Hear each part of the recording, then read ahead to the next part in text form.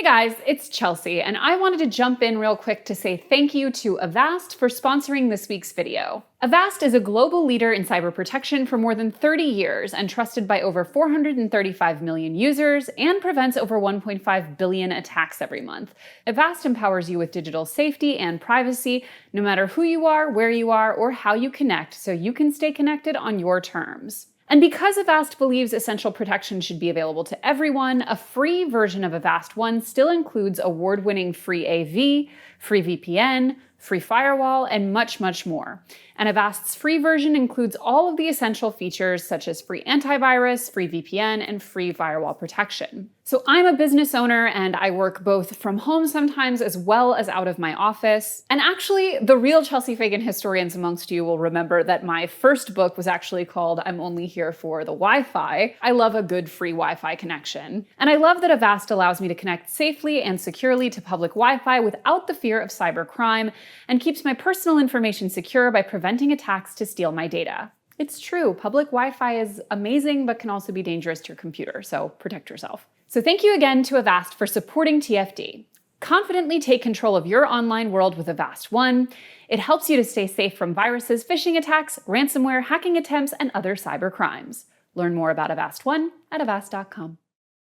Hey y'all, my name is Hannah Louise Poston and welcome back to another episode of The Beautiful Budget. This is my TFD takeover. I am a writer and an online content creator. I have my own YouTube channel too, and we'll link that down below. This month, I'm taking over TFD and presenting to you a series of 4 videos. Today, I am going to tell you the story of how I changed my life by changing my consumer habits. I used to be an overspender, especially on clothes and beauty products. I had piles of half-used cleansers and shampoos filling my bathroom cabinets, drawers full of makeup that I had bought just to try and didn't really wear, and a constant stream of clothing coming into my wardrobe that resulted in huge closet purges 2 or 3 times a year. I also, as you can imagine, spent more than I could afford and struggled on and off with credit card debt and with deep-seated feelings of shame and anxiety about my spending. For someone who genuinely loves beautiful things, which, to be clear, I don't think is a bad quality, figuring out how to position oneself and define one's consumerism in this modern world of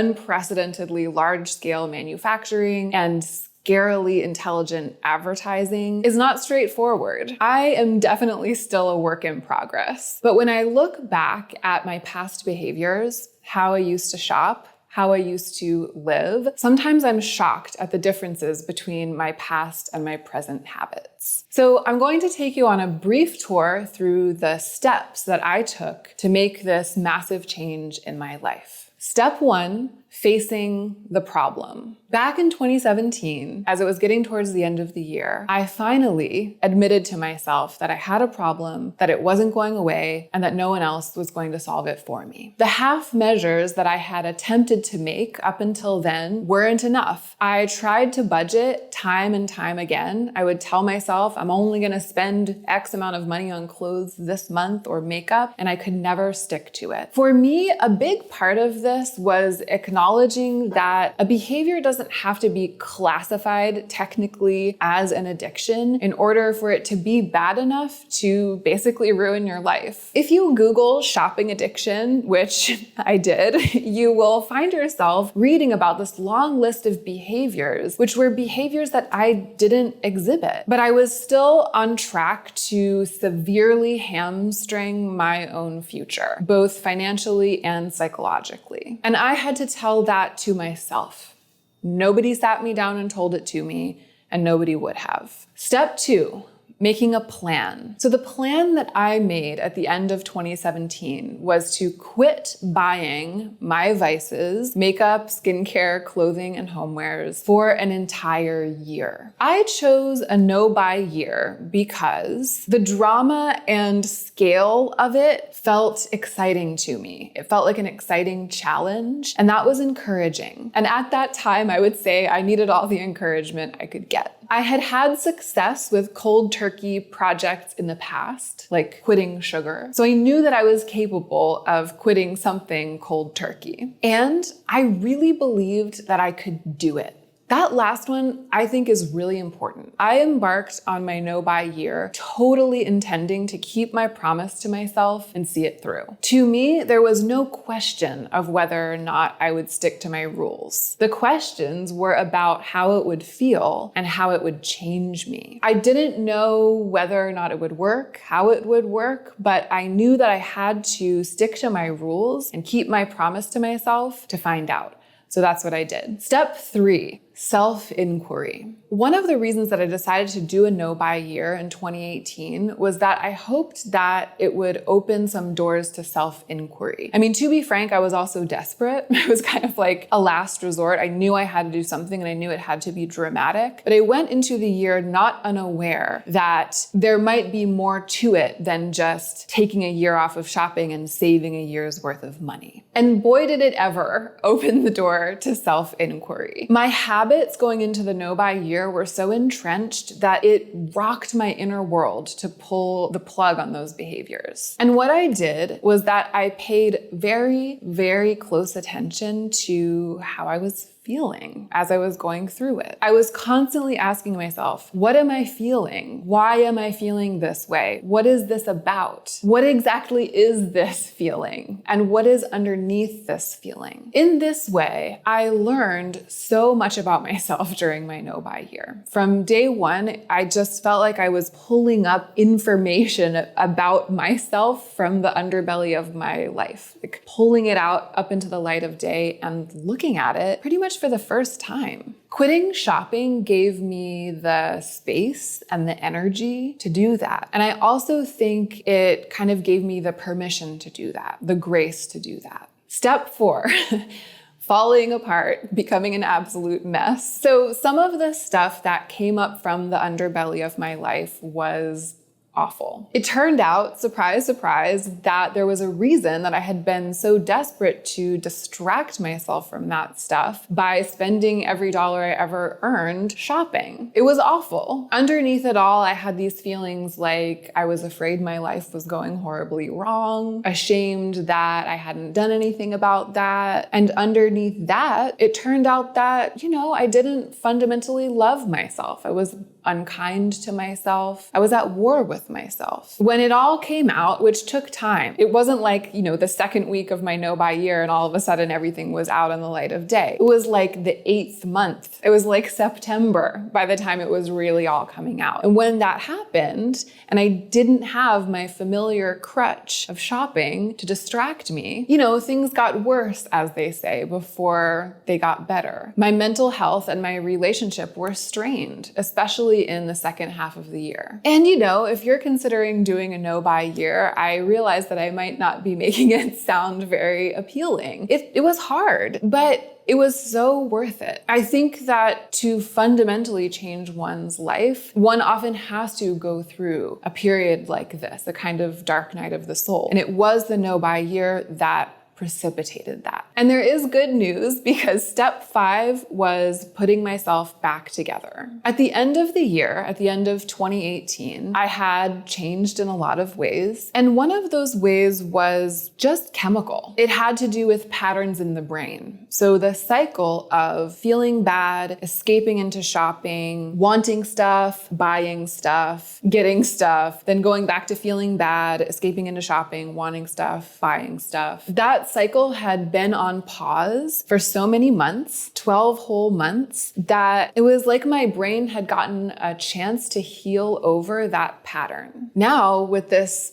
reset of my brain chemicals at the beginning of 2018, I was able to budget successfully for the first time in my life. So I made a budget for my vices. Again, makeup, skincare, clothing, homewares, the beautiful things that I love to love and love to buy. I made a budget for them, spent the budget budget every month with pleasure. And I found myself, again, for the first time in my life, buying some of the things that I wanted to buy without shame. The other changes were, I would say, much messier. So I had opened doors of self-inquiry during my no-buy year, which led to more doors, which led to more doors. And even though the year was over and I was budgeting and shopping again, I had to keep going through those doors. I had to keep going down that part of the path. So, I found myself at the beginning of 2019 engaged in this lifelong work of thoughtfulness, discovery, evolution, and action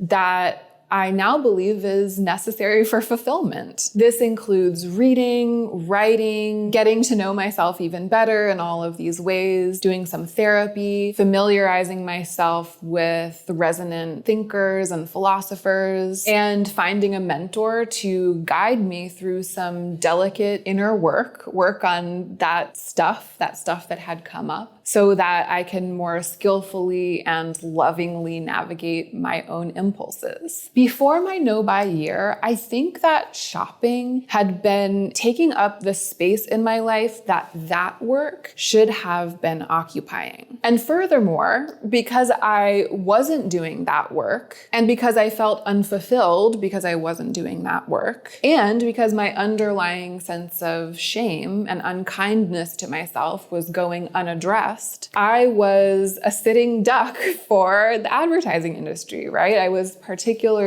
ripe for the machinations of contemporary advertising. It's easy to sell someone an endless stream of stuff when she feels fundamentally broken and unfulfilled. So when I put myself back together after the no-buy, it was like those two things switched places. My fulfilling work, both my inner work and my creative career, finally took center stage. And shopping became kind of like this fun sideshow that I visit sometimes, but that I know that I have to keep an eye on. Which brings me to step 6, navigating the new normal. So it's over 3 years since my no-buy year ended, and each one of those years has changed me too. I haven't just turned from one kind of person into another, like flipping a switch. But because I admitted I had a problem, stopped shopping for an entire year, engaged in self-inquiry, let myself fall apart somewhat, and then thoughtfully rebuilt and restructured my habits, the 5 steps that we've talked about, these days I find that all of these things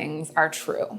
I almost never impulse buy anything. I usually consider a purchase for weeks, if not months, before making it. I find it much easier to resist the allure of things like fast fashion and short-lived trends. I'm rarely tempted to spend beyond my means or outside my budget in a given month. It just doesn't seem worth it. Because I know I'm not overspending, I'm more likely to allow myself to buy the one thing I really want, even if it's a bit expensive, within reason for me, of course. I feel much happier choosing nicer things, and I also feel freer and calmer because fewer things are entering my life.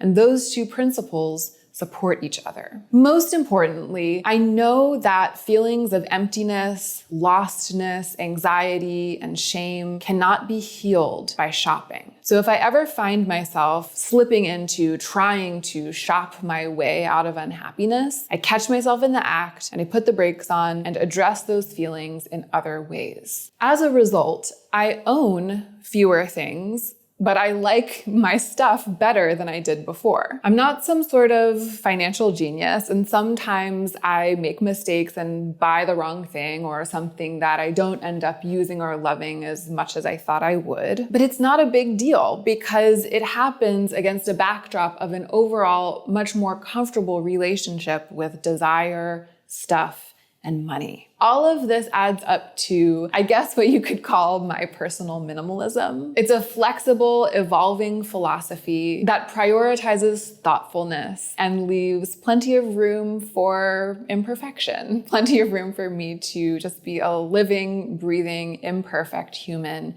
who's always learning. So that's how I went from being a rampant overspender who was basically afraid to look at her own bank account to being a thoughtful consumer who's very in touch with her finances and makes relatively healthy shopping decisions most of the time. I hope you enjoyed this video. If you did, I hope that you'll check out the other videos that I'm filming for this series, The Beautiful Budget, here on TFD. Bye.